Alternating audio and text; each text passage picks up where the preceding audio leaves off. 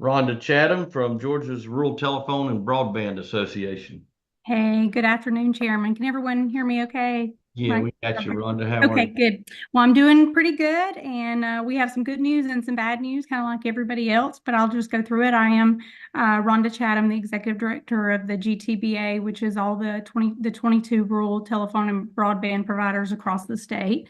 Our members are, many of them are kind of right in the heart of where this storm hit really hard. So we do serve a good many of those territories. For this particular storm, we have 13 companies currently who have damage or outage. Those companies are Alma, ATC Broadband as well, Brantley, Bullock, ComSouth, Darien, Glenwood, Pembroke, and Pac Fiber, Pineland, True Vista, Planners, Progressive Rural, TDS, and Wilkes Reliant. And all of them do currently have some outage. There's 62 communities. I'll kind of forgo reading those. And if anybody wants to know any particular ones, I'll go back to, I'll be happy to tell you where those are. But I would say the majority of our damage is just power related. Once power gets restored, our members should be able to come back up. These plants, for the most part, are buried, which is a good sign because that they weren't cut in the storm with trees falling, that sort of thing. But we do have some aerial plant that was much like the electric companies that was completely destroyed. And so as a membership, we right now currently have right around 4,000 customers that are out due to aerial plants that will have to be rebuilt. As far as the damage itself, we did have, some outages, like I said, for the aerial plant, but we've also, once power has been restored, we have had a few card failures and those trouble tickets. They've been answering those as they come in. Also, just some simple things like Rich said, people have had to just reset their routers, and then they've been back online once they got power. I guess our biggest struggle and hurdle has been the propane for the generators, just continuous use of generators over this long period of time and having to find propane. Of course, we've had a great resources as well. Our members as a whole have helped each other out. We've also had connections with the Georgia Propane Association where, we'll call in and they will tell us who the closest provider is to bring out propane for those generators. One of the other issues that we've had with generators is looting. You have a generator, you have it loose, and all of a sudden, communities, we have had some theft on generators that are running facilities right now.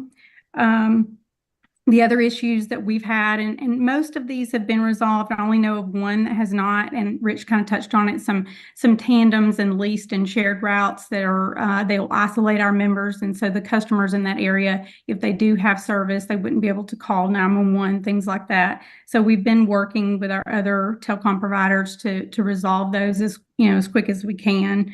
Um, we is talking about resources that we've used, GMA and JICA. They have been great. One of the first things that we did as an organization is worked with JICA to make sure that all of the 911 centers were up and that our customers were able to call in to those, the ones that did have service.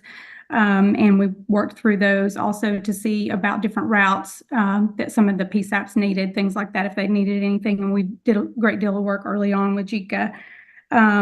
We talking about the cell towers, we do have some fiber that is running to cell towers that's being, kept up with generators as well. And we've been working specifically on one site today with Georgia Power to get actual power to that rather than running on generator.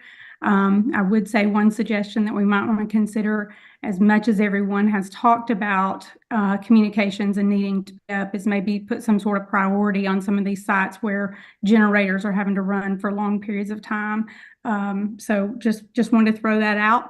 And also our networks, the offices that are there, maybe get them to where if their offices are up, they're not running on generators so long, especially if they are providing for, hospitals and 911s, things like that. Like I said, we have the 4,000 customers that are out. Those estimations Obviously, they've got to come in behind the power companies. So the estimations we're looking at are 4 to 6 weeks, which I know is not what people want to hear, but these areas, as many have said, are devastated. There's not much left standing, and it's all going to have to be rebuilt. So we are working, with those providers, either if we share a line with an EMC or we have our own aerial plant.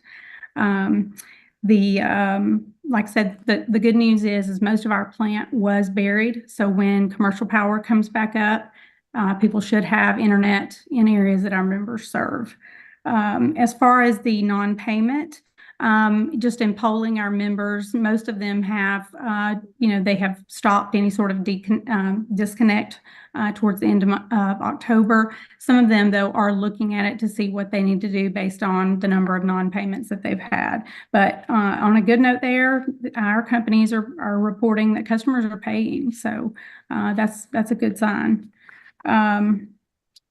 As far as contacts, each one of these companies, much like the EMCs, they're individually owned. And the good news is they're embedded in their communities, and their customers know them, so they know their contacts. But for anyone watching, if you are having an issue by one of our companies and you can't get them, I'll throw out my email, which is Chatham, and that's CHATHAM @gtba.org. And you can email me and let me know which area of the state you're in, and I'll connect you with your provider. I'd be happy to do that.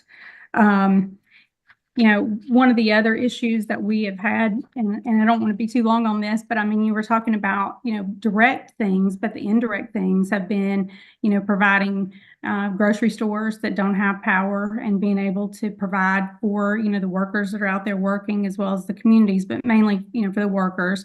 And then gas stations, if they don't have a bulk system of supply for gas, being able to get gas for their trucks that are working. And then the last thing is I would echo Rich's sentiments on lines that are being cut. We know power's got to go up. We know it's got to go up quick. But when you've already repaired a fiber that, may have been a simple repair, and then to have to come back in and repair it when it's, maybe it's providing service to an essential area that does provide kind of a struggle for our members to go back and resplice that. So if there's a way that we can do better on communicating those lines, we'd certainly be open to that. And that's really all I have. I'll take any questions. Well, thank you, Rhonda. Do we have any questions? And I do have our members. Most of them are on here. So if you have any questions about any particular area that you've got complaints about, please let us know and they'd be happy to answer. Yeah, you've got a bunch of good folks on the Zoom with us, and I know we don't have time for everyone, but I saw the list. So just want to say thank you to each and every one of you in these affected areas for what y'all are doing. And what Rhonda said about how embedded you all are in your communities is so true, and that's so important in times like this, particularly as we all work together to, what one of the things that's been amazing to me is to see how everyone has worked to prioritize the essentials, the hospitals, the government offices, the gas stations, and the first 2 days just trying to find a gas station. It was wild to see some of the lines, and just the amount of volunteers and nonprofits out there as well has been extraordinary. Any questions? Well, thank you, Rhonda. Okay, next we've got Verizon. We've got several folks, so I'm just going to call on Verizon. Let y'all come in the order that you want. Hi, Mr. Chairman. This is Mark Papp from Verizon. Can you hear me okay? Yeah, Mark, we got you good. Okay, thank you. So again, my name is Mark Papp, and I lead the business continuity and crisis management team for Verizon. I want to first start by expressing our heartfelt concern over the damage, the destruction, and the disruption to the lives, the citizens, and communities impacted by this storm. Verizon takes this very seriously, and we're working nonstop to restore communication services as quickly as possible. Let me first start by explaining what my team's role is in preparing for and responding to an incident like this storm. This starts with monitoring global incidents that have the potential to impact Verizon operations and services. We were actually monitoring and preparing for this storm long before it was even named. We put the storm on the company on alert once it looked like it was going to impact the U.S., and we officially activated our crisis management team just prior to it making landfall. In this pre-activation phase, we were able to prepare for the storm by staging people and assets, securing our employees and facilities, and hardening the network and putting vendors on standby.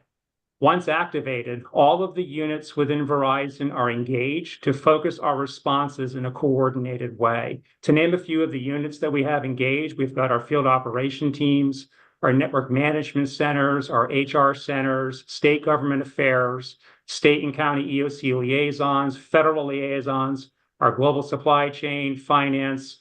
All of these units are part of Verizon, and they were activated and engaged in responding to this in a coordinated way. This allows us for internal coordination as well as for coordination externally. And while we're activated, we're meeting twice a day to assess the impacts and coordinate response and bring up any concerns. And those meetings continue even right now. We're meeting right now. I also want to talk to you about some specialty teams that we have that we get engaged for these kinds of incidents. One of those teams is called our DIRT team. That is our Dedicated Impact Response Team. These are technicians that are specially trained for bringing communication services up quickly in hard-hit areas. They are specialists in what we call our mobile network assets. So these are our cells on wheels. We have what we call the barnyard animals. We have colts, cells on wheels. We have bison, steers. These are a variety of network assets that we're able to bring into a hard-hit area and quickly restore communications until we can do physical repair of our network. They are very active, engaged in the Georgia area in bringing communication services back up. We also have our MERIT team. That's our Major Emergency Response Incident Team. This is a team of individuals whose day job is to repair, grow, and maintain our networks, but we are trained them to be hazmat technicians. So if you have a hazmat situation in an area that needs communications repair, rather than waiting for the area to be secured and hazard-free, with their training, they're able to go in special PPE equipment, go in and safely repair and bring communication services back up quickly. We also have our frontline team.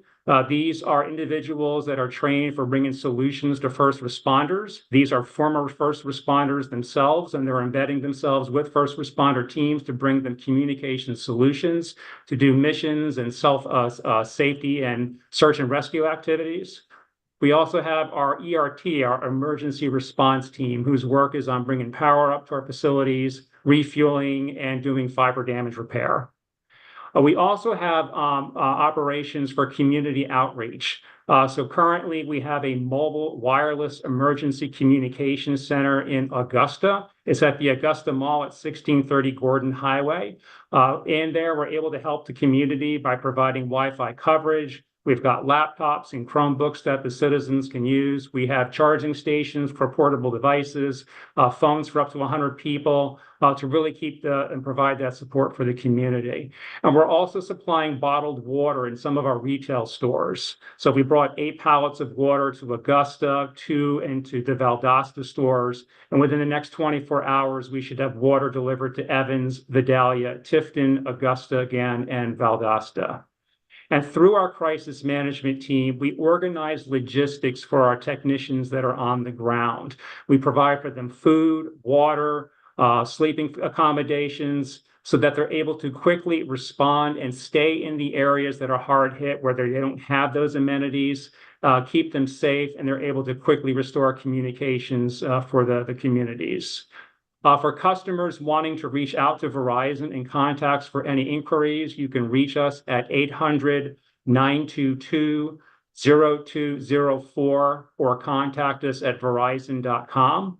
And at this time, I'm going to turn over to Leo Peralt, who is our Vice President of Operations in the Southeast for Verizon, who is coming to you from our Emergency Operations Center in Alpharetta and is going to give you a more detailed view into our network restoration. So, Leo? Yeah, thank you, Mark, and thank you to the Commission for having us today. I'm going to jump right into a little bit about the damage that we, saw, as well as the restoration efforts that are, continuing as we speak. So our network was impacted pretty much in the same footprint as everyone else that you've heard from here today, especially saw impact in Southeast Georgia, in Valdosta and Waycross and Vidalia, Fitzgerald, Douglas, and everywhere in between, as well as, of course, in Augusta, which you've heard several times today was, significantly impacted by the storm. So, the basics that I think are pretty clear by now, since we've had several people talking, our network is a very, very complex network, but at the base of it all, we have to have power and we have to have transport to connect our towers and our cell sites back to our switches. And, that can happen a couple different ways, but the vast majority of our connectivity is through fiber optic network. We do have some microwaves, scattered throughout our network, and they too can provide backhaul, but normally they would drop down onto the fiber network at some point geographically within our network. So very important to have the combination of both the power and the fiber. So we are continuing to see improvements with both power and fiber, and we really appreciate and want to thank the others here on the call that we partner with to provide that service to us. As an example, some of the progress that we've seen just in the last 24 hours, we've seen over 50 macro cell sites come back in service. So, we've continued to see progress, but that's a really good day where we can see 50 of them come back just in 24 hours. So thank you to our partners there. Our top priority when a disaster hits like this, and Mark may have briefly mentioned it, is to, make sure that we're providing for the first responders and ensuring that, we restore their operations and assist them with any search and rescue efforts that may be ongoing and needed. We're in regular communications with the Georgia Emergency Management Agency as well as county emergency operations centers. If I talk briefly about our temp solutions and power just for a little bit more. So we have roughly 50 temporary solutions providing what I would call connectivity, kind of replacing that fiber optic connectivity that you've heard me talk about. Mark mentioned that could come through cows and colts, picocells, we call them. We have drones that are flying small cell sites over an area that might be in need of a search and rescue effort. We have mini cells that we deploy on trailers. So, those continue to be deployed as we speak. At the peak of the storm, we had over 700 generators running, providing power to our cell sites, waiting on commercial power and fiber to be restored. So it turns into a significant logistical exercise that you already have heard a little bit about today to provide the refueling for those generators. We're working 24/7 to make sure that these generators stay fueled and that they don't, turn off because of a lack of fuel. That's the worst thing in the world that can happen in a situation like this. So we've completed thousands of what we call site surveys. These site surveys are geared to make sure that we have eyes on a site. So we send technicians, engineers out to every single one of the sites that are impacted to make sure that we fully understand the impact of the storm on that site. It may just be power or it may just be fiber. It could be that the tower is on the ground. And we have had a couple situations where we are going to have to bring in temporary towers to replace the towers that actually were damaged and or completely destroyed. So those site surveys are very key in our ability to communicate with the partners here online so that we know exactly what is going to be required in order to bring that cell site back online. So a lot going on in that space. Nearly 90% of the cell sites here in Georgia have a permanent backup generator. Of course, that's prior to the storm. And all of our cell sites have backup batteries. Those cell sites that don't have a generator but do have batteries, they're going to only last anywhere from, potentially 8 to 20 hours, just depending on the load that is on that particular tower. But we do have that massive refueling operation underway, continuing as we speak. We've used over 147,000 gallons of fuel so far, refueling our generators since the storm began. So it's a massive effort. That's where we use a lot of contractors. You're going to hear me talk about kind of our internal employee source in a minute, but we bring in a significant contractor base that is, running around and doing all of the refueling. We procure that fuel in advance before the storm. We have it staged across our network in key locations to make sure that we have easy access, as easy as possible access to that fuel, both diesel for the generators as well as unleaded for all the trucks that are delivering the fuel and all of our engineer and technician trucks that have to run in a situation like this. So a massive logistical operation in addition to the fuel, the feeding, the sleeping, the quarters, getting water, food for our teams and the community. We do have over 230 employees supporting this effort. here in Georgia. They've come from all over the U.S. I was speaking with an engineer just last night that was down from New York and had been here for 5 days. So we're bringing technicians and engineers from everywhere we need to. Obviously, we have to have the work for them to do. We have to have a well-coordinated effort. 45 employees are working here in our command center in Alpharetta, Georgia. And we also have employees in the state local emergency operations centers. So as I'm indicating, just a really large operation. Just to quickly address timing of the restoration. I mean, obviously, you know that, and you've heard throughout this call, it's all about the power and the fiber. We were very fortunate in that a lot of our assets did not necessarily take a lot of damage. So our buildings, our cabinets, a few tower impacts, but we fared very well from our own internal communications assets that are deployed in the field. So we were very excited about that.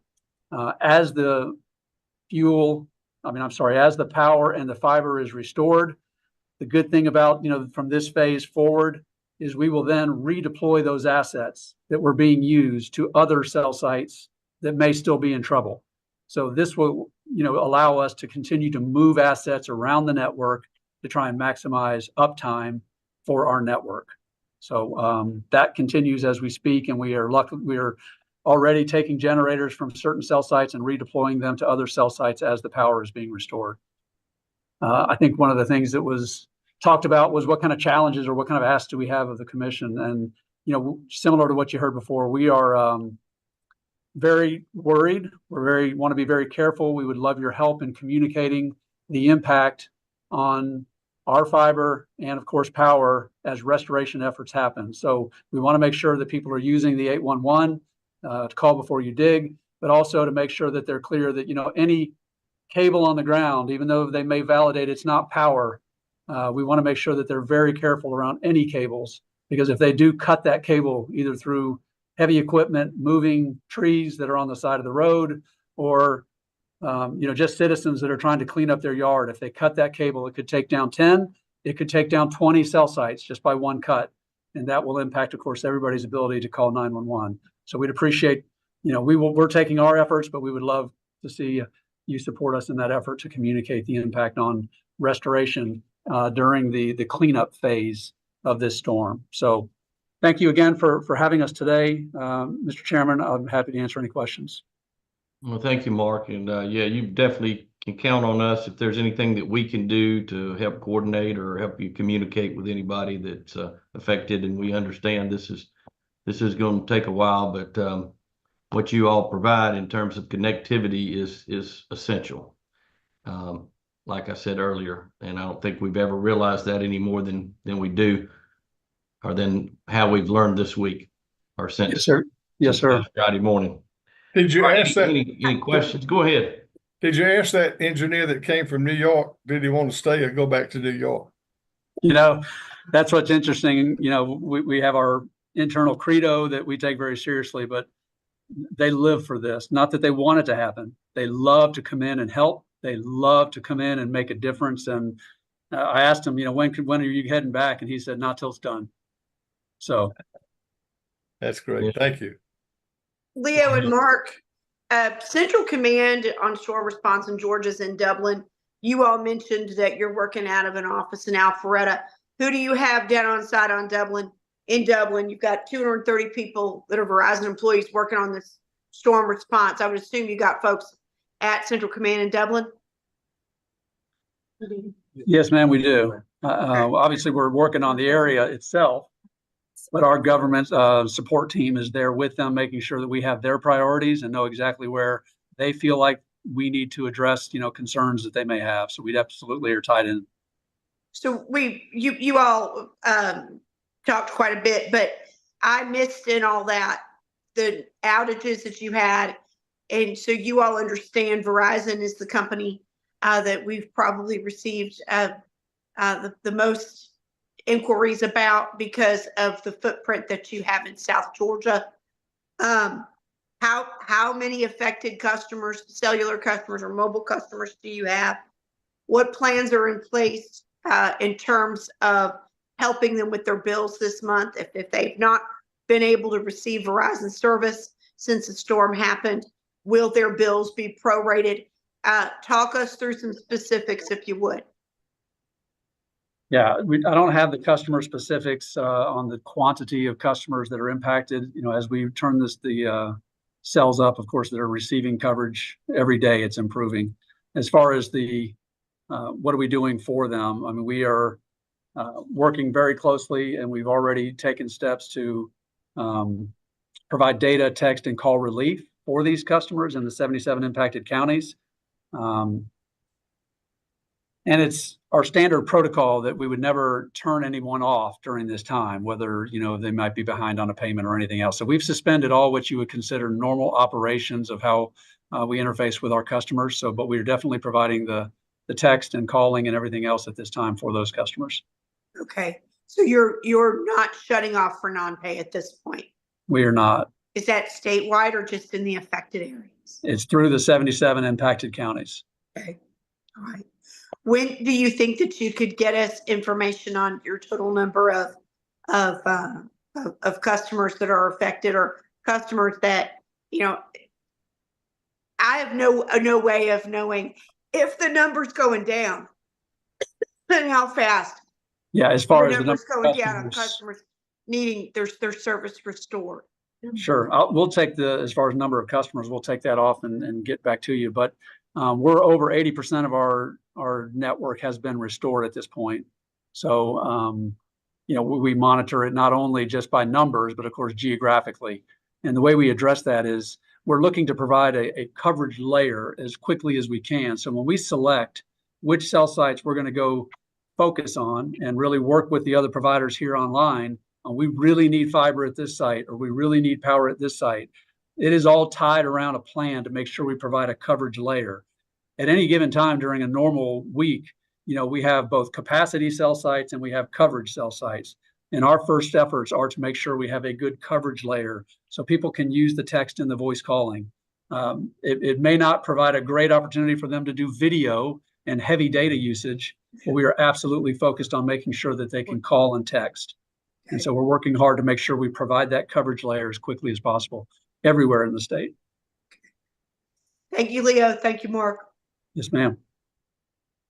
Thank you. Any other questions? Yeah, Mr. Chairman, I have one, please. Go ahead. First of all, thank you, Mark, and we appreciate everything that Verizon is doing and contributions to the relief effort. You know, these days having internet is almost as important, right up there, as having the power itself. If a customer has been re-energized, but the internet is still not working, what should your customers do or expect? Yeah, so I mean that's a good question, because, you know, restoring a cell, especially on some of our temporary satellite backhaul assets, is really geared to make sure that they can text and use voice calling, and the data is going to be secondary at this point, because the bandwidth that is required for all the heavy data usage that we've all come to know and love, it was really when we need that fiber connectivity to provide the level of bandwidth that's required. So the voice and the texting is really going to be first, but in an area where we're fully restored, if they're still having issues with their internet service, you know, we would definitely want them to reach out to us through Verizon.com or the 800-922-0204 number into our service centers. That way we can kind of determine, is it storm impact related? Is it not? All right. Thank you. Thank you very much. Yes, sir. All right. Anybody else? I just have one question, Commissioner. Yeah, go ahead, Commissioner Eccles.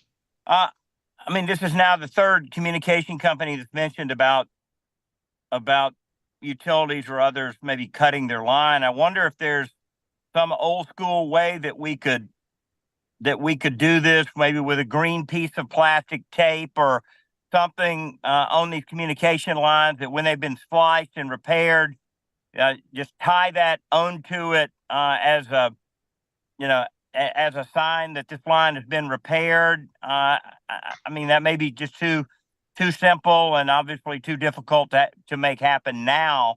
But I just wonder if I could hear from any of the communication companies about whether there is some kind of old school way that we could do this to keep from from damaging your lines, in one case 3 different times in Appling County.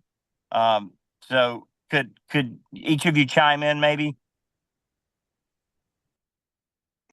Commissioner, hey, I'm happy to answer that. So right now that occurs already. In fact, there is some orange and white sticker that says, this is fiber. Do not cut. Do not damage it.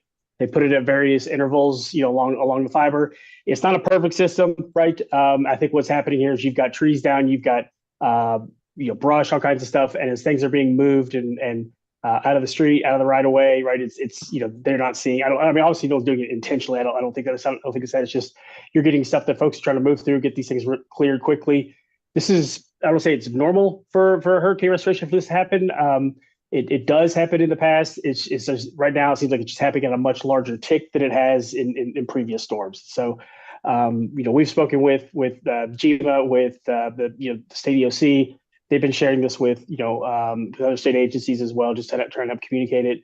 It's kind of one of these things where I think that post storm, maybe we can think of some ideas to do things differently. But right now, your idea, which is a great one, is being done.